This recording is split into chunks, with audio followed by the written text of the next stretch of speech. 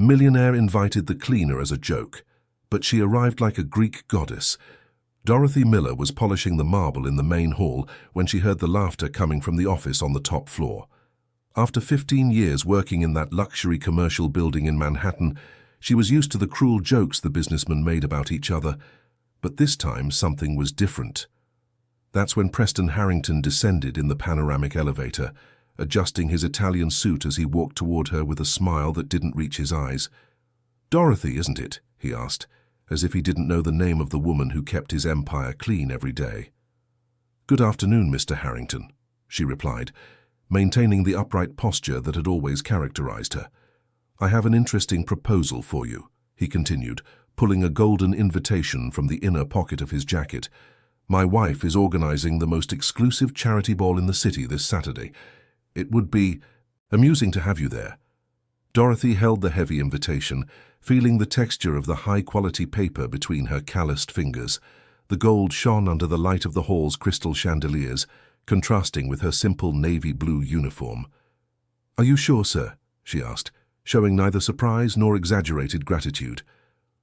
"Absolutely," laughed Preston. "It will be at the Waldorf Astoria, black tie, as it says. I'm sure you'll stand out." The way he pronounced the last words made it clear it was not a compliment. Dorothy put the invitation in her apron pocket, nodding slightly. "Thank you very much for the consideration, Mr. Harrington." He walked away, still chuckling softly, returning to the private elevator that would take him back to the 30th floor. Dorothy continued wiping the marble, but her mind was elsewhere. During all those years of observing, listening, being treated like part of the furniture, she had learned much more about those people than they imagined. That same night, Dorothy sat at the small table in her studio apartment in Queens and examined the invitation under the yellow light of the lamp. The event was in 5 days. Charity Gala Ball in support of the Hope Haven Foundation. Reading that made her smile bitterly. She knew the numbers of Rodrigo Vasconcelos's supposed charity well, as she was the one who emptied his office trash cans every day. The next day, during her lunch break, Dorothy went down to the 22nd floor, where the accounting office was. Sarah Collins, one of the few employees who always treated her with respect, was eating lunch alone at her desk. "Sarah, can I ask you a question?" Dorothy approached discreetly. "Of course, Mrs. Dorothy. What is it?" "Do you know anything about this charity ball of Mr. Harrington's?" Sarah looked around, making sure they were alone. "You were invited too," she whispered. "That's strange. He only invited executives and investors, and some important politicians. So why me?" The accountant hesitated before answering. "Mrs. Dorothy, Mr. Preston has been very nervous lately. Just yesterday he yelled at 3 different employees, and he's been talking a lot on the phone about financial problems." Dorothy nodded, storing the information. That afternoon, while cleaning Preston's office, she noticed documents scattered on the desk that he had forgotten to put away. Normally, she respected privacy and didn't look, but something made her stop. They were audit reports with several red markings and an urgent stamp. On Thursday, 2 days before the event, Dorothy made a decision that would change her life forever. She took the bus to Greenwich Village, looking for an address she had kept in her memory for over 20 years. Dorothy Miller. The woman who opened the door was around 70 years old, with white hair pulled into an elegant bun and bright blue eyes. "My goodness, it's been so many years." "Hello, Mrs. Margaret. I hope you remember me." "How could I forget? Come in, come in." Margaret Bennett had been the most renowned dressmaker in New York in the 80s, creating gowns for the wives of the city's wealthiest businessmen. "What brings you here after all this time?" Dorothy explained the situation, omitting only the details about the true intention of the invitation. Margaret listened attentively, and when Dorothy finished speaking, the retired dressmaker smiled mysteriously.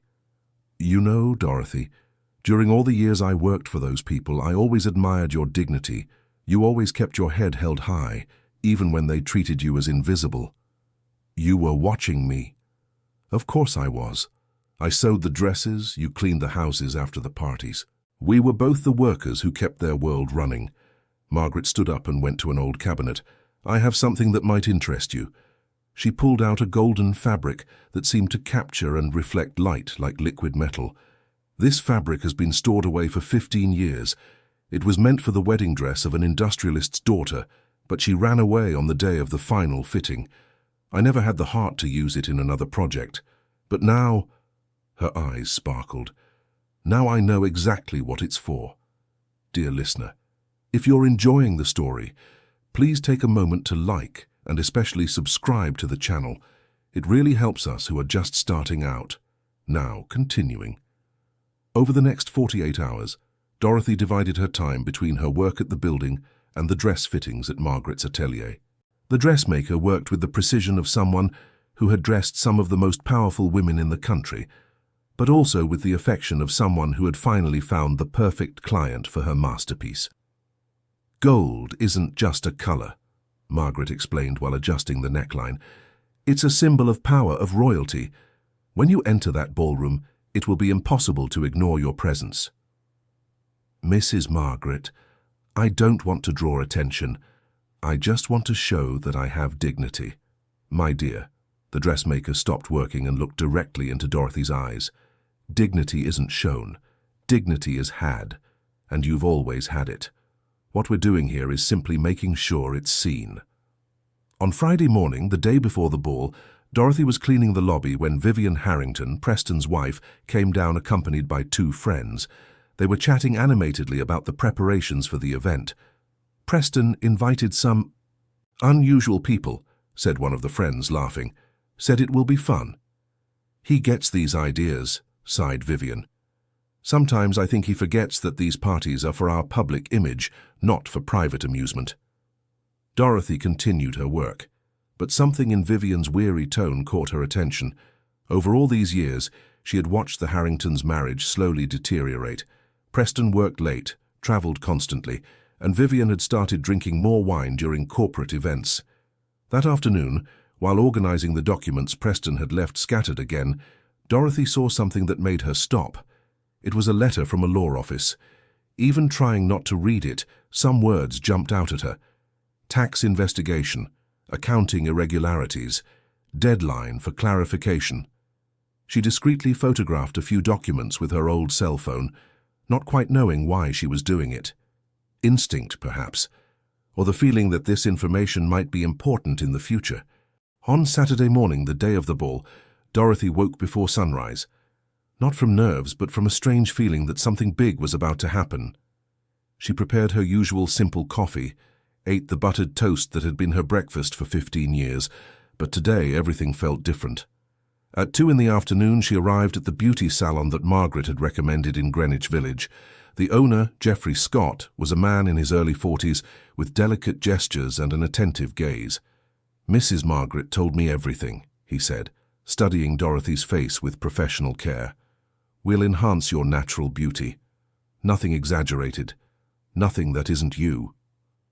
For the next 3 hours, Geoffrey worked like an artist. He styled Dorothy's greying hair into an elegant low bun, leaving a few strands loose to frame her face. The makeup highlighted her brown eyes and softened the expression lines without trying to hide them. I have the bone structure of an empress, he said, applying the final touch of lipstick. And this posture. Were you a dancer when you were young? No, smiled Dorothy. I just learned that walking with your head held high costs the same as walking hunched over, but the effect is quite different. At 6 o'clock, Dorothy was at Margaret's atelier for the final touch. The golden dress fell perfectly over her body, accentuating her upright posture and transforming her figure into something almost unreal. Margaret had hand-embroidered small crystals, making the fabric capture and multiply the light. Now for the shoes, said Margaret, bringing a pair of golden sandals with a medium heel. They belong to my daughter, but she's lived in France for years and said it would be an honor if you wore them. Mrs. Margaret, I don't know how to thank you. Don't thank me yet, smiled the seamstress. Thank me tomorrow when you tell me how it went. The taxi arrived at 7:30. Dorothy had insisted on paying the fare, even though Margaret had offered a ride. It was important that she arrived alone by her own merits. During the ride to the Waldorf Astoria, she watched the city through the window, thinking about how her life had changed in just a few days. When the taxi stopped in front of the hotel, Dorothy took a deep breath. Through the window, she could see the photographers at the entrance, flashes firing constantly as elegant guests posed for the cameras. For a moment, a pang of insecurity hit her. Was she doing the right thing? Then she remembered Margaret's words. Dignity isn't shown. Dignity is had. Dorothy paid the fare, thanked the driver, and opened the door. The first flash hit her before she had even fully stepped out of the car, then another and another. The photographers had thought she was an international celebrity and began photographing automatically. Dorothy walked down the red carpet with her usual posture, just a little slower, allowing the dress to flow around her steps. "Who is she?" She heard whispers around her. "I don't recognize her. Must be someone important." Such elegance. At the entrance to the ballroom, Preston Harrington was greeting guests beside his wife. When he saw Dorothy approaching, his expression changed drastically. The prepared laugh died on his lips, replaced by a genuine surprise he couldn't disguise. "Dorothy?" he whispered as she approached. "Good evening, Mr. Harrington." She extended her gloved hand. "Thank you for the invitation." Vivian Harrington looked from Dorothy to her husband, not understanding the exchange of glances between them. "Preston, aren't you going to introduce me to your guest?" "Of course, this is Dorothy Miller." He hesitated, clearly embarrassed to explain who she was. "I work in your husband's building," said Dorothy, saving him from the awkwardness. "It's a pleasure to meet you in person, Mrs. Harrington." "Oh," Vivian seemed genuinely surprised. "How wonderful. Preston never mentioned you to me. What a stunning dress." During the greetings, Dorothy noticed that Preston avoided looking at her directly. He had planned her humiliation, but now he was the one who seemed uncomfortable. She smiled gently and proceeded into the hall. The grand ballroom of the Waldorf Astoria had been transformed into a fairy tale setting. Crystal chandeliers hung from the very high ceiling, reflecting golden lights throughout the space. Round tables covered with white linen tablecloths and arrangements of white and gold flowers filled the room, while a string quartet played classical music on the stage. Dorothy accepted a glass of champagne from a waiter, who treated her with the same reverence given to the other guests. She observed the surroundings, identifying familiar faces from the media, important politicians and businessmen she had seen in business magazines. "Excuse me, but I don't believe we've met."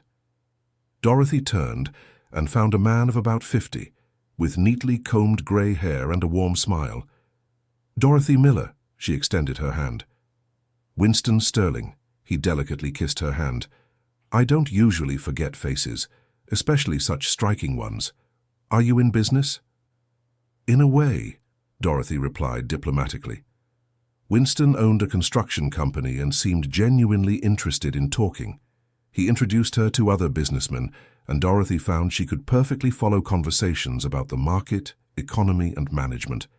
Years of observing and listening to Preston's meetings had given her practical knowledge of the business world. "You have a very interesting perspective on corporate sustainability," commented Gregory Thompson, owner of a supermarket chain. "What area do you work in exactly?" "Consulting," answered Dorothy, technically true since she observed and consulted on the problems of Preston's company every day. Across the hall, Preston watched Dorothy's interactions with growing discomfort. This was not going as planned. He had expected her to arrive awkwardly, in inappropriate clothes, providing entertainment for his guests. Instead, she was being treated like a VIP by important people. Vivian approached her husband, holding a glass of wine. "Preston, your employee is fascinating. I've been talking to her about American art. What impressive knowledge." "Employee?" asked an investor who was nearby. "I thought she was an international consultant. She has brilliant ideas about fiscal transparency." Preston forced a smile, but he was beginning to sweat. Had Dorothy mentioned fiscal transparency? How did she know about his problems with the National Tax Bureau? During dinner, Dorothy was seated at a table near the stage between Winston Sterling and a couple of Portuguese investors. The conversation flowed naturally, and she contributed intelligent observations on various topics. When asked about her professional experiences, she spoke of field observation, and organizational behavior analysis, which were technically true. "You know," said the Portuguese investor, "I've worked in the human resources sector for 20 years, and I rarely meet someone with such sharp insight into business dynamics." "Experience teaches a lot," Dorothy replied modestly. "Are you working on any project currently?" asked Winston. "I'm completing a detailed analysis of financial practices in American family businesses," she improvised, based on what she had observed over the years. Across the hall, Preston was visibly nervous. He had drunk more champagne than usual and was talking agitatedly with some associates. Dorothy watched him discreetly, noting the signs of stress she knew well. The way he ran his hand through his hair, how he loosened his tie, how he constantly checked his phone. After dinner, the time for speeches arrived. Preston stepped onto the stage, adjusted the microphone, and began his rehearsed speech about philanthropy and social responsibility. Dorothy listened intently, comparing his words with the documents she had photographed. The contradiction was glaring. "Which is why our company prides itself on complete fiscal transparency and a commitment to the best business practices," Preston was saying, as sweat beaded on his forehead. It was at that moment that Dorothy made a decision that would change her life forever. She stood up calmly and began to applaud, drawing the attention of everyone in the hall. "Mr. Harrington," she said, loud enough to be heard, "what an inspiring speech. As your sustainability consultant, I can attest to your commitment to transparency." The hall fell completely silent. Preston stood frozen on stage, unsure how to react. "In fact," Dorothy continued, maintaining a respectful tone, "I believe it would be interesting to share with those present some of the innovative projects I have been monitoring at your company, especially those related to, how shall I put it, preventative audit." Winston Sterling and the other business people watched with renewed interest. The word audit had caught the attention of every investor in the room. "Dorothy," Preston tried to interrupt, but she continued. "For example, the fiscal review processes we implemented recently. Very effective at identifying potential irregularities before they become bigger problems." Now she had the audience's full attention. Preston was visibly pale, realizing he had completely lost control of the situation. "In fact," Dorothy smiled graciously, "I suggest that any business partnership include a full independent audit. It's always best practice, don't you agree, Mr. Harrington?" An approving murmur swept through the hall. The investors present began exchanging meaningful looks. Gregory Thompson stood up. "Excellent suggestion," he declared. "Indeed, an independent audit before any investment decision would be interesting." Other business people agreed verbally. Winston Sterling nodded in approval. "Total transparency is fundamental," said the Portuguese investor. "We don't close deals without a complete audit." Preston tried to regain control. Of course. I've always supported transparency," he stammered. "Perfect," said Dorothy, still standing. "I'm sure the results will be enlightening for everyone involved." She sat down gracefully, leaving Preston alone on stage with a microphone in his hands and an expectant audience. He mumbled a few words about ongoing processes and quickly descended from the stage, clearly shaken. Immediately, Dorothy was surrounded by investors. "What kind of consulting do you do exactly?" asked Gregory Thompson. "I specialize in business ethics and the detection of accounting irregularities," she replied, drawing on everything she had learned from observation. "It's impressive how much information can be gathered through careful observation." "Do you have experience with companies in crisis?" asked Winston. "More than I'd like," she smiled. "Usually the signs are obvious to those who know where to look." Dear listener, if you're enjoying the story, please take a moment to like and especially subscribe to the channel. It helps us a lot as we're just starting out. Now continuing. The most surprising revelation of the night came when Vivian Harrington approached Dorothy during the traditional waltz. "Dorothy, may I speak with you privately?" she asked with a serious expression Dorothy had never seen on her before. They moved away to a side balcony where the sound of the music was softer. "Do you really work for Preston?" Vivian asked directly. "Yes, for 15 years. "And you know the operations of his company well?" Dorothy studied Vivian's face before answering. There was something desperate in her eyes. I know it very well. Why do you ask? Vivian took a deep breath. Because for months I've been suspecting something is wrong.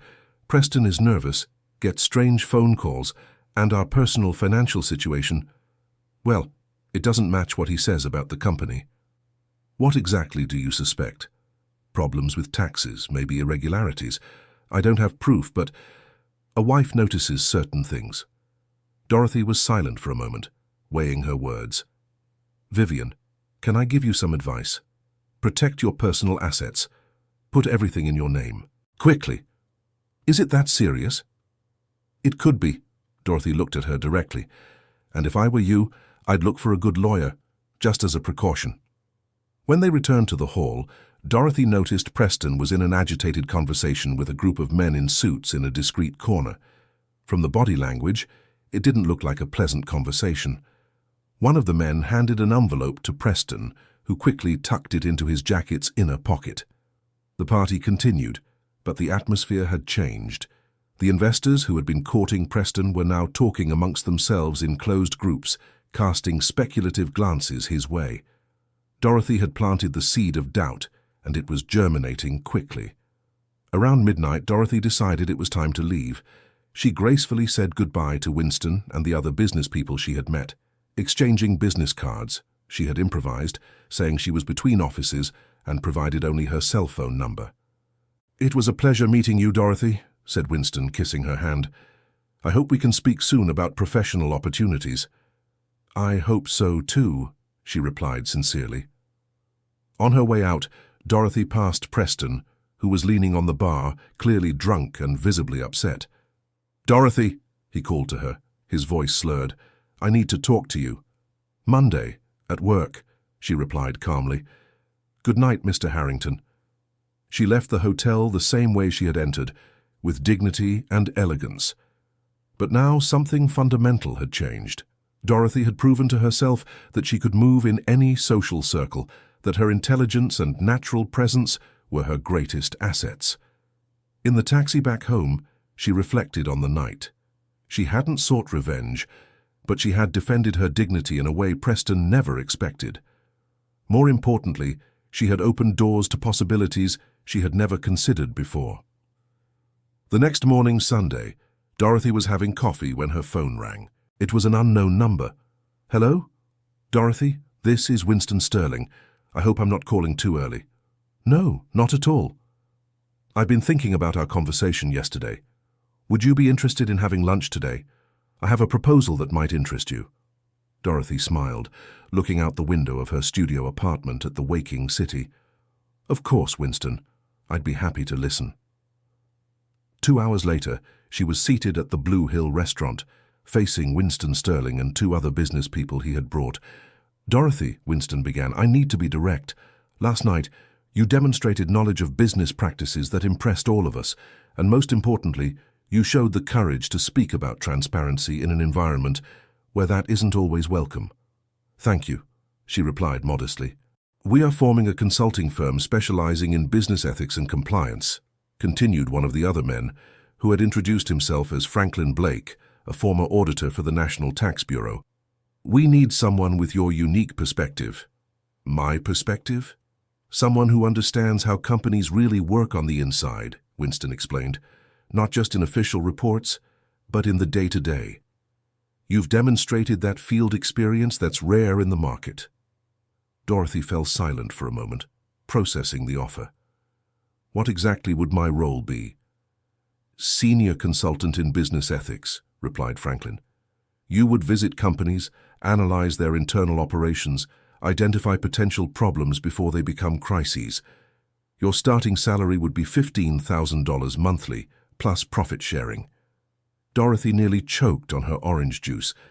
$15,000 was more than she earned in 6 months as a custodian. "Are you sure you want to hire me?" she asked honestly. "I don't have a college degree. I've never formally worked in consulting." "Dorothy," said Winston, smiling, "you have something far more valuable than a degree. You have real-world experience and integrity. Last night you could have used what you knew about Harrington to blackmail or humiliate.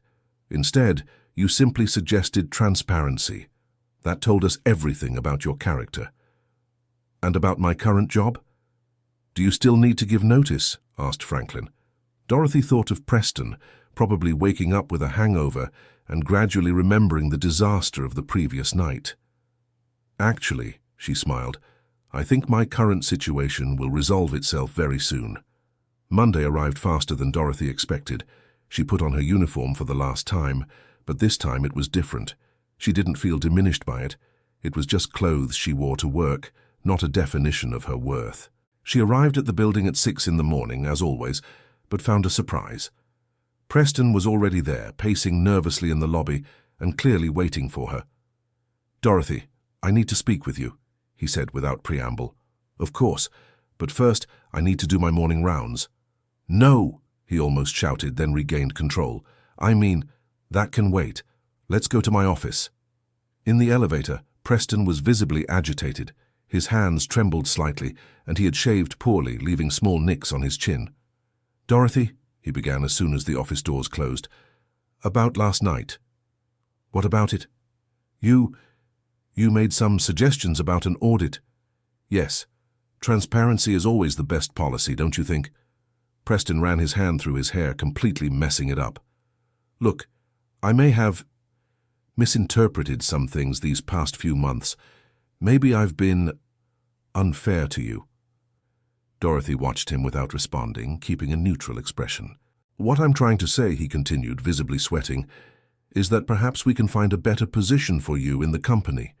Administrative assistant, for example, with a raise. That's very kind of you, Mr. Harrington, Dorothy replied calmly. But actually, I came here to give my notice. What? I've found a new professional opportunity. I'm going to work in business consulting. Preston turned pale. Consulting? In what area exactly?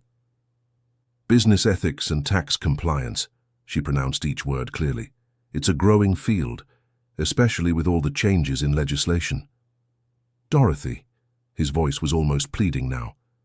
I may have been a little hasty with the invitation last night. Perhaps it wasn't appropriate. On the contrary, she smiled, it was the best gift anyone has ever given me. It opened doors I didn't even know existed. But you know things about the company. I know many things, Dorothy agreed. That's exactly why I'm going to work with transparency. It's more honest, don't you think? Preston sank heavily into his executive chair, realizing he had completely lost any control he thought he had over the situation. How much are they paying? He asked desperately. I can double the offer. It's not a matter of money, Mr. Harrington. Dorothy picked up her apron from the hook behind the door. It's a matter of dignity, and that, fortunately, is priceless. She left the office, leaving Preston alone with his growing worries. In the hallway, she crossed paths with Sarah, the accountant, who smiled cheerfully. Mrs. Dorothy, I heard you caused quite a stir at the gala on Saturday. How so? My cousin works at the hotel. She said you arrived like a princess and that Mr. Preston was completely embarrassed. Dorothy laughed softly. Sarah, can I give you some advice? Start updating your resume. I think you'll soon need to look for a new job. Sarah's expression changed. Are the problems that serious? They could be. Dorothy opened her purse and took out a makeshift business card. If you need a reference or want to talk about opportunities, call me. During the following week, Dorothy's life changed completely. She spent her days getting to know her new company, set up in an elegant commercial room on Park Avenue. Franklin Blake and Winston Sterling proved to be experienced and ethical partners, genuinely committed to the idea of helping companies operate within the law. Your first mission, explained Franklin on Thursday, is a mid-sized company in Detroit. The owner is worried about possible irregularities left by the former accountant. You will conduct a complete analysis of their operations. Dorothy felt as if she were living someone else's life. She had her own office, an assistant, and for the first time in 15 years, people who consulted her instead of giving orders. On Friday, she was organizing her first reports when the phone rang. Dorothy Miller Consulting, she answered, still getting used to the name. Dorothy. It was Vivian Harrington's voice, but sounding much firmer than Dorothy remembered. Hi, Vivian. Is everything okay?" "Better than ever," replied Vivian, with an almost relieved tone. "Following your advice, I hired a lawyer. I discovered some interesting things."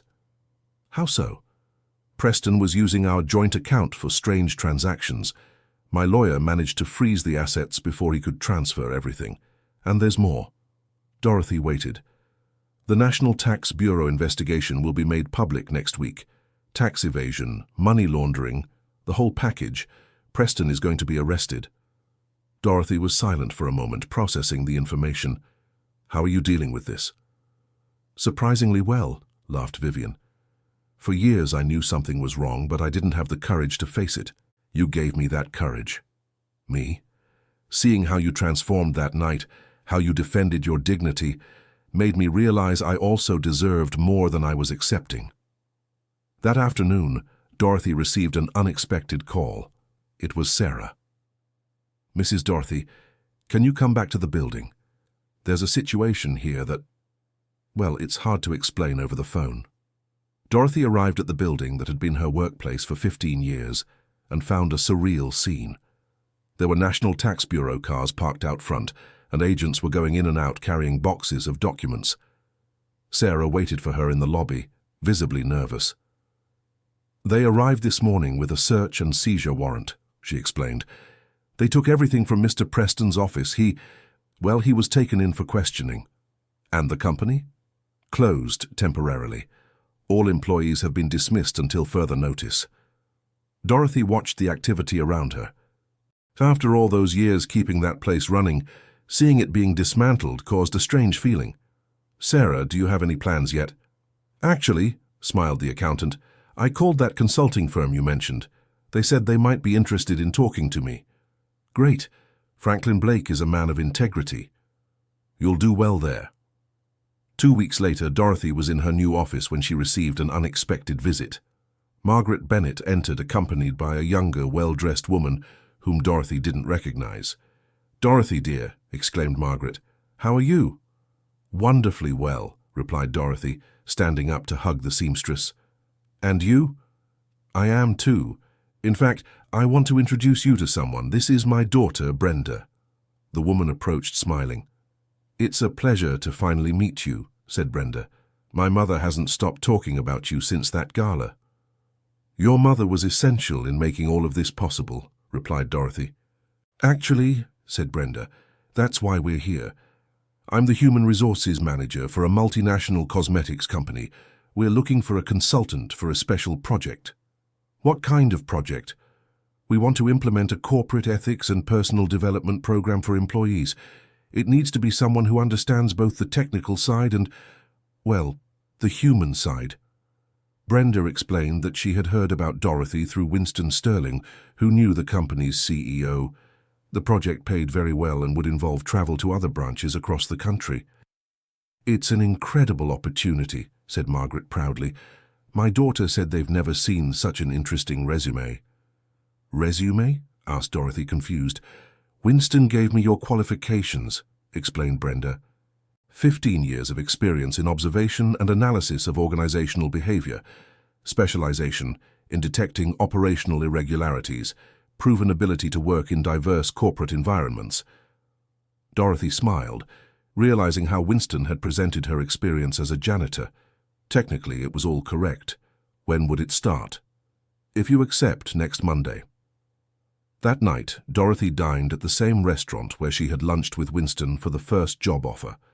This time, she was celebrating alone, but she didn't feel lonely. For the first time in her life, she felt she was in control of her destiny. Her phone rang during dessert. It was an unknown number. "Hello? Dorothy?" The voice was familiar, but she couldn't place it immediately. "Yes?" It's Preston Harrington." Dorothy nearly dropped the phone. "Mr. Harrington, how did you get my number?" "Sarah gave it to me." He sounded exhausted. "Dorothy, I need to apologize." "For what?" "For everything. For the invitation, for the way I treated you all those years, for completely underestimating you." Dorothy stayed silent, letting him continue. "I'm under house arrest," he continued. "I'll probably be like this for a while. I lost the company, the house, almost everything. Vivian filed for divorce. I'm sorry, said Dorothy, and she truly meant it. No, you're not, he laughed bitterly. And you shouldn't be. I deserved all of it. But I wanted you to know that night made me realize some things about myself that weren't pleasant. How so? I saw how you transformed, not physically, but you simply revealed who you always were, and I realized I spent years trying to diminish someone who was always greater than me. Dorothy didn't know what to say. Dorothy, Preston continued, do you think people can really change? She thought carefully before answering. I think so, Mr. Harrington, but only if they truly want to change. Dear listener, if you're enjoying the story, please take a moment to like and especially subscribe to the channel. It really helps us who are just starting out. Now, continuing. 3 months later, Dorothy was supervising the implementation of the ethics program at a branch of the cosmetics company in Chicago when she received a call that would once again change her perspective on many things. Dorothy Miller. The voice was young, feminine. Yes, who is this? My name is Chloe Harrington. I'm Preston Harrington's daughter. Dorothy stopped what she was doing. Chloe, how can I help you? I'd like to speak with you in person, if possible, about my father, about some things I've discovered. Of course, where would you like to meet? Are you still in New York? I return tomorrow. Can we meet at the cafe in the Met Museum at 3 in the afternoon? Dorothy arrived at the meeting 15 minutes early, curious about what Chloe might have to say to her. The young woman arrived punctually. Dorothy recognized her immediately, as she had the same eyes as her father, but with a much softer expression. Thank you for agreeing to meet me, said Chloe, sitting at the table Dorothy had chosen near the window. You're welcome. How can I help you? First, I wanted to apologize for the way my father treated you all these years. Chloe spoke directly without beating around the bush. I knew how he was with employees, and it always bothered me, but I never had the courage to confront him. You don't need to apologize for your father's mistakes, Chloe. Maybe not, but I need your help. Chloe took a deep breath. My father, he's in a very bad way, not just legally, but emotionally.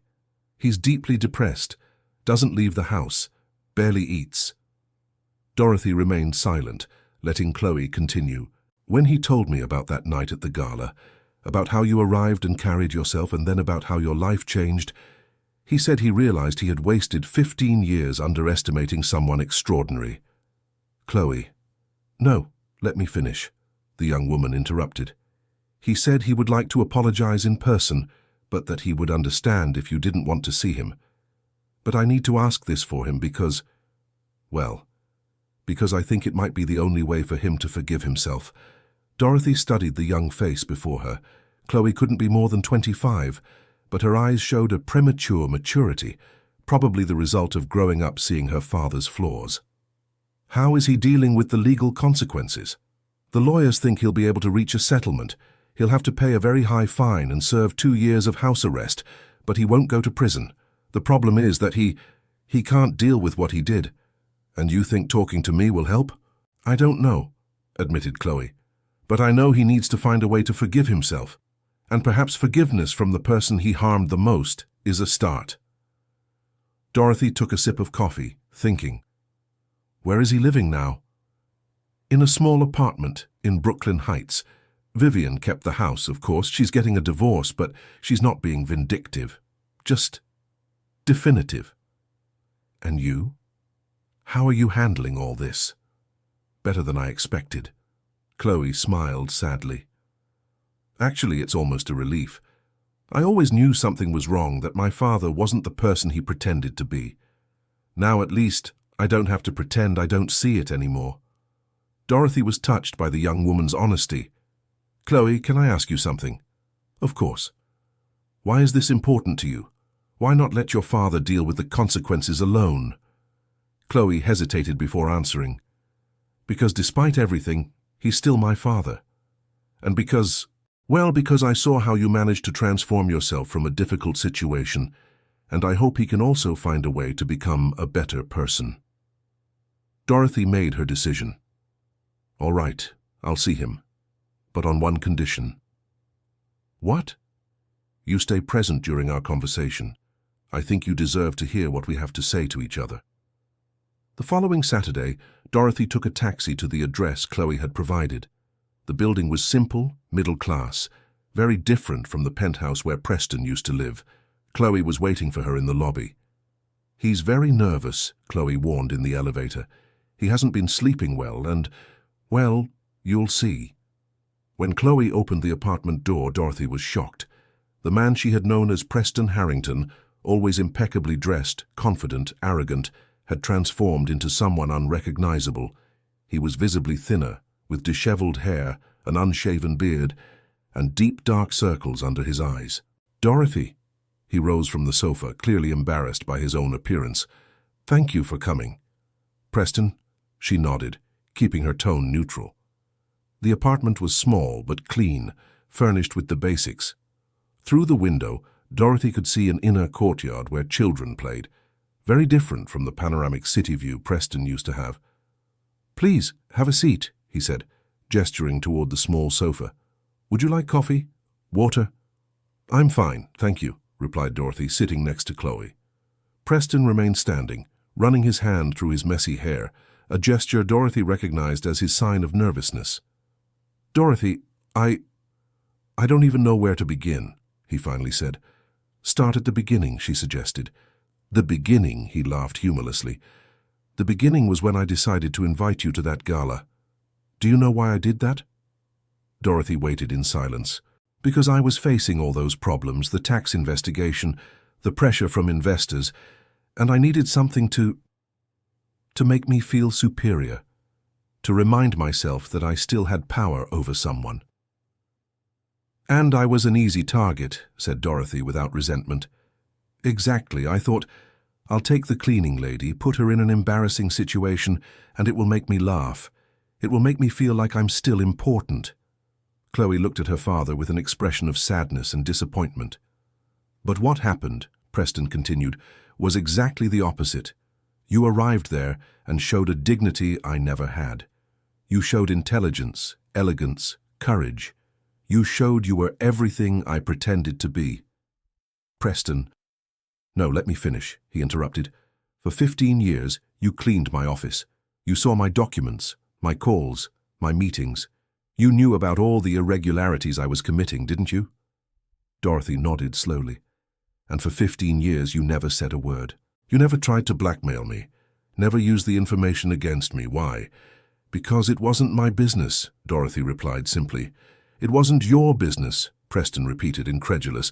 I was stealing, lying, harming people, and you thought it wasn't your business? Preston, I was the cleaning lady. It wasn't my role to judge or oversee your business activities. But that night at the gala, you talked about audits, about transparency. Because that night I was no longer just the cleaning lady. I was being introduced as a consultant, and the investors were asking me about business practices. It was my professional duty to suggest transparency. Preston sat down heavily in a chair, putting his face in his hands. Do you have any idea how small that makes me feel? He murmured. For 15 years, I treated you as if you were invisible, inferior. And now to discover that you were always a person of integrity, intelligent, dignified. Preston, said Dorothy gently, I didn't change that night. I've always been the same person. The difference is that for the first time, someone truly saw me. How can you not hate me? He asked, looking at her. How can you be here talking to me civilly? Dorothy thought carefully before answering. Because hatred is a burden I don't want to carry, and because, well, because in a way you did me a favor. How so? If you hadn't invited me to that gala, I probably would have remained a cleaning lady for the rest of my life. Not that there was anything wrong with that, but your attempt to humiliate me ended up giving me the opportunity to show what I'm capable of. Chloe, who had remained silent, finally spoke. Dad, Mrs. Dorothy managed to turn a bad situation into an opportunity. Maybe you can do that too. Preston looked at his daughter, then at Dorothy. How? How can I do that? I've lost everything. My company, my reputation, my marriage. I'm facing criminal charges. How can I turn this into something positive?" "By starting to take full responsibility," replied Dorothy. "No excuses, no trying to blame others, just acknowledging what you did and working to repair the damage. And then, by finding a way to use your experience to help other people. You know the business world, you know the temptations, the shortcuts that seem easy but lead to disaster. Maybe you can help other entrepreneurs avoid making the same mistakes." Preston was silent for a long moment. "Do you really think that's possible? After everything I've done?" "I do think it's possible. But it will be difficult. It will require humility, hard work, and above all, patience. People won't trust you easily." "And you?" he asked hesitantly. "Could you forgive me?" Dorothy studied him for a moment. "Preston, I've already forgiven you. In fact, I forgave you the night of the gala, when I realized your attempt to humiliate me had completely failed. Holding on to resentment would only hurt me." "But that doesn't mean we have to be friends," she continued. "It just means I don't wish you ill, and that I hope you find a way to become a better person." Preston lowered his head, and Dorothy saw his eyes were moist.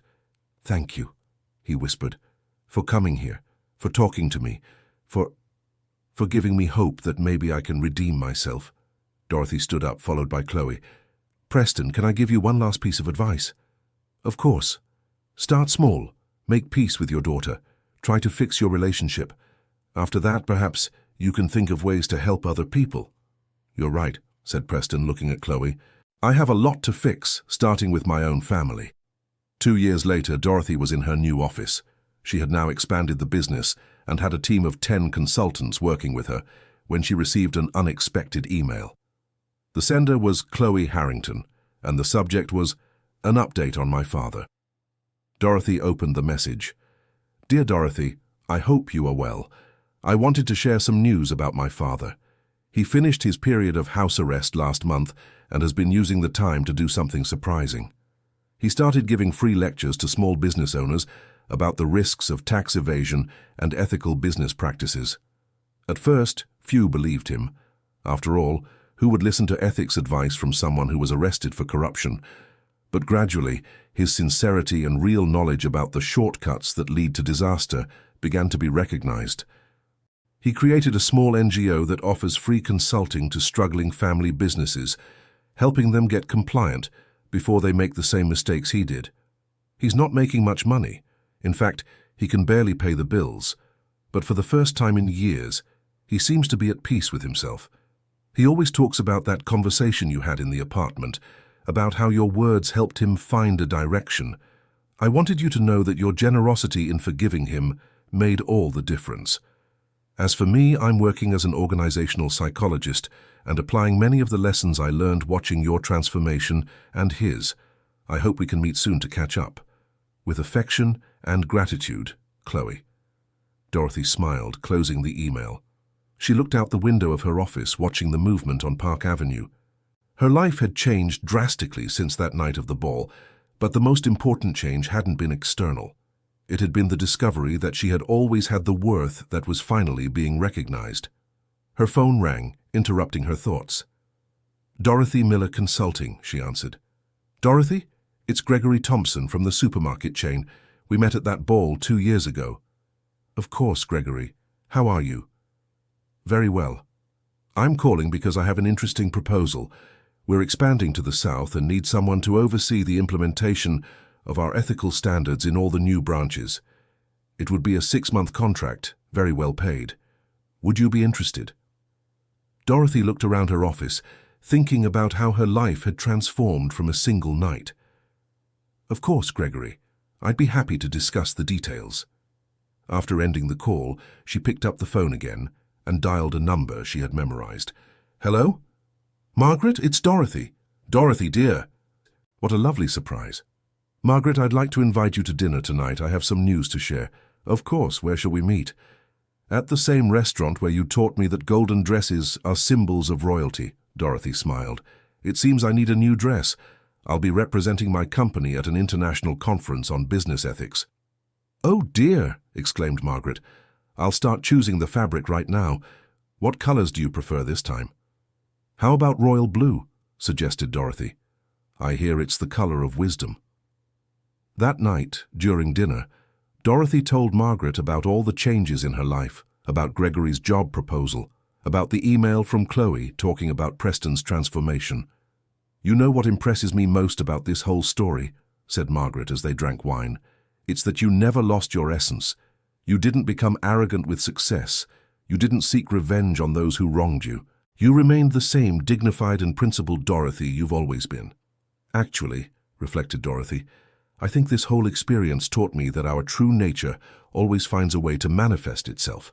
Preston always had dishonest tendencies, and that ended up showing in his business practices. I always had integrity, and that ended up being recognized when I had the right opportunity. And what's the lesson in all this? Dorothy thought for a moment. That we should never underestimate anyone, and that we also shouldn't underestimate ourselves. Every person has the potential to surprise, for better or for worse. And that a single night can change an entire life, added Margaret. No, corrected Dorothy, smiling.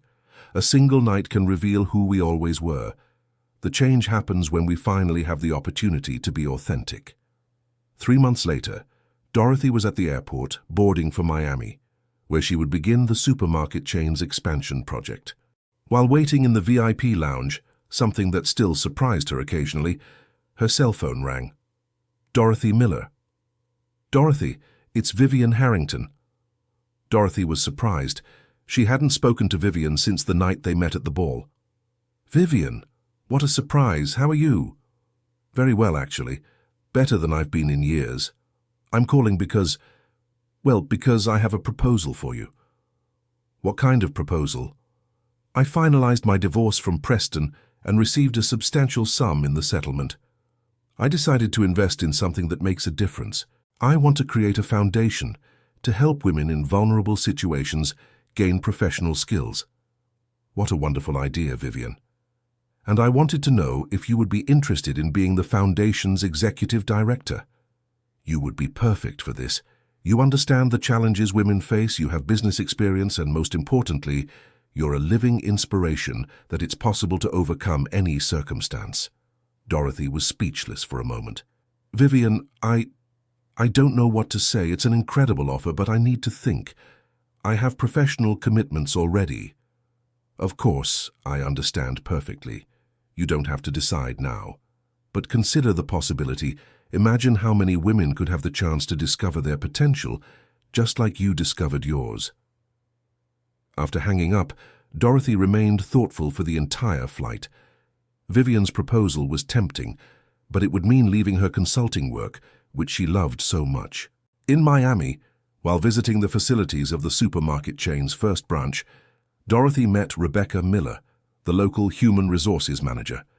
Rebecca was around 40 years old from the South and had started as a cashier, working hard to reach the position she held. It's inspiring to see a woman like you in your role, said Rebecca during one of the meetings. It's not common to see women our age in leadership positions in business consulting. Our age? Laughed Dorothy. Rebecca, you're 40, I'm 65. We have a 25-year difference. But you don't look 65, insisted Rebecca. And most importantly, you don't act as if age is a limitation. Because it isn't, replied Dorothy simply. Age is experience, and experience is knowledge. Why would that be a limitation? During the week in Miami, Dorothy observed several employees like Rebecca, hard-working, competent women who seemed not to fully believe in their own potential. This made her think more seriously about Vivian's proposal. On her last night in Miami, Dorothy dined alone at a restaurant overlooking Biscayne Bay. As she watched the sunset, she reflected on all the paths her life had taken since that transformative night at the ball. Her phone rang, interrupting her thoughts. Dorothy Miller. Dorothy, it's Winston Sterling. Winston, how are you? Great. And you? How's the project in Miami going? Wonderful. I'm learning a lot. Dorothy, I'm calling because I received an interesting proposal that might interest you. A university in New York wants to create an extension course on business ethics and female leadership. They want someone to coordinate the program. Winston, I know you already have many commitments, but I thought it might interest you. It's a chance to train new professionals with the values you represent. Dorothy smiled. It seemed the universe was conspiring to show her new possibilities. Winston, can I call you tomorrow? I have a few things to consider. Of course, but Dorothy, yes? Whatever your decision, I know it will be the right one. You have an unfailing instinct for these things. That night, Dorothy sat on her hotel balcony and made a mental list of all the opportunities she had received in recent weeks.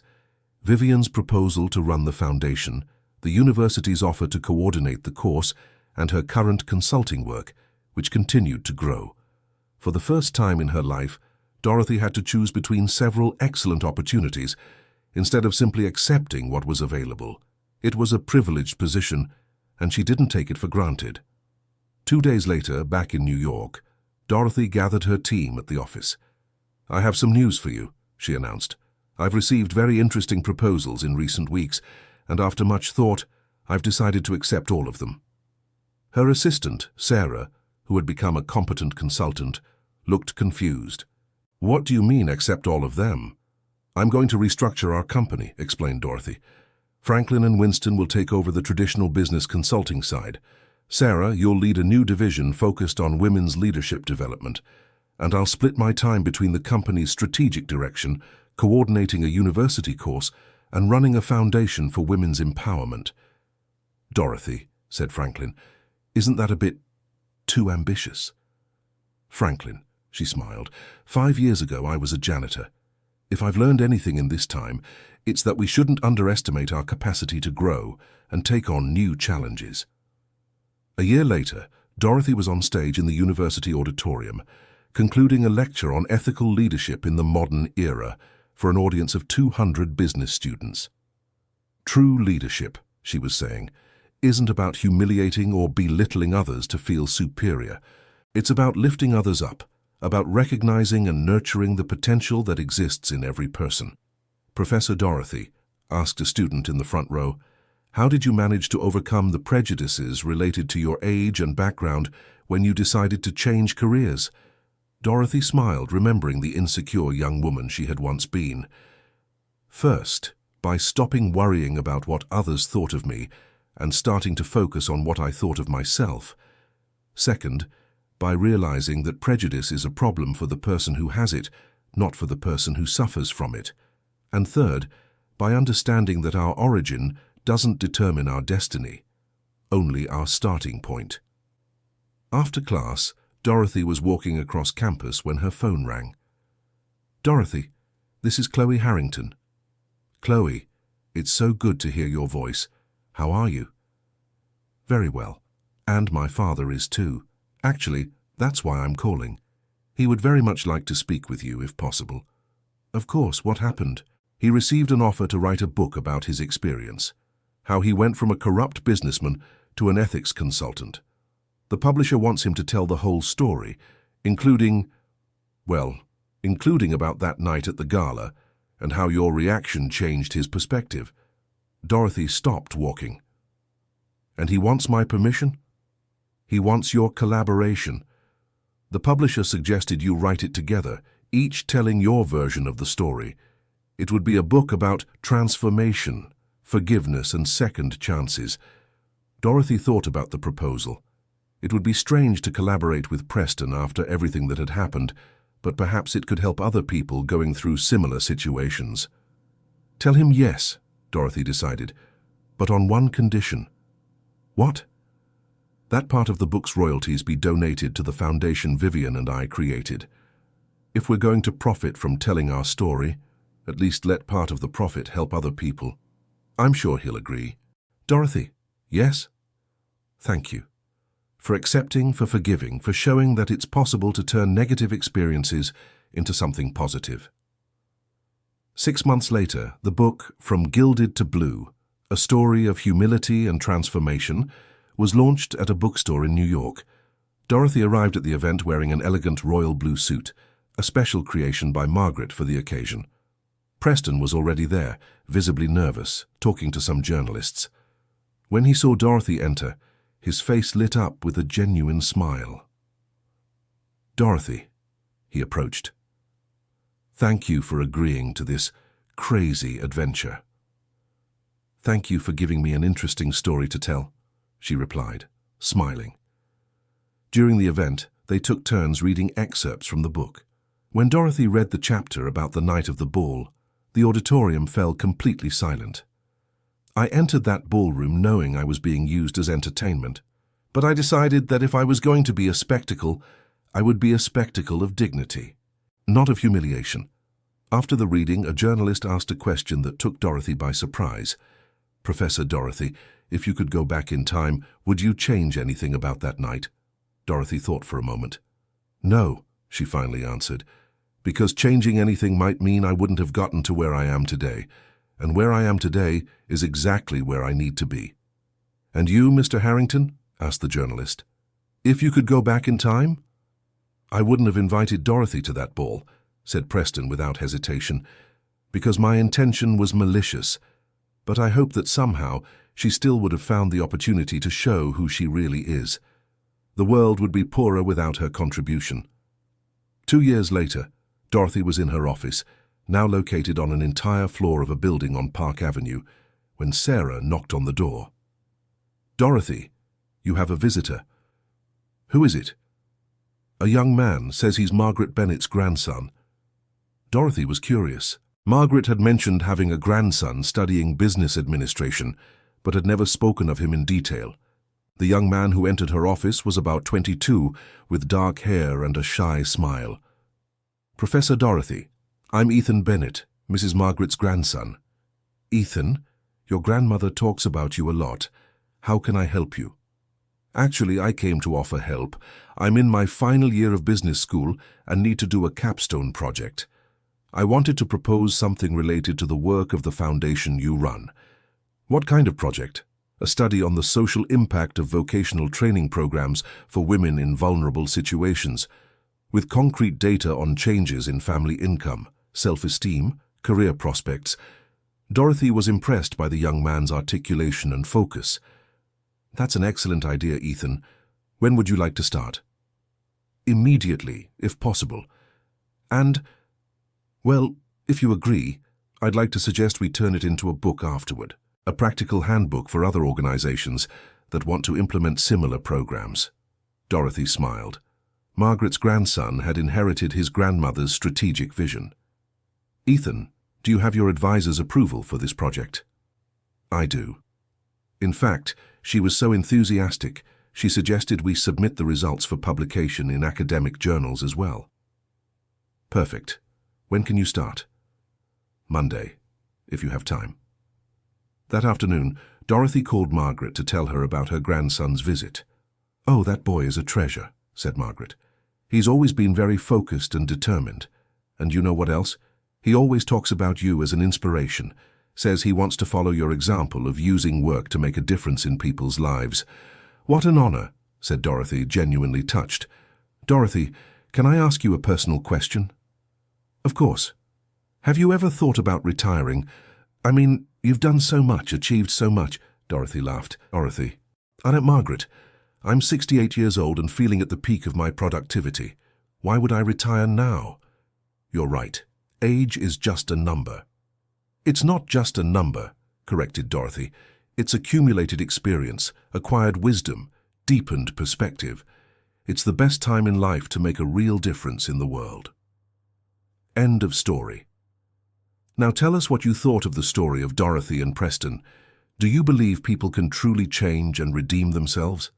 Share your honest opinion in the comments.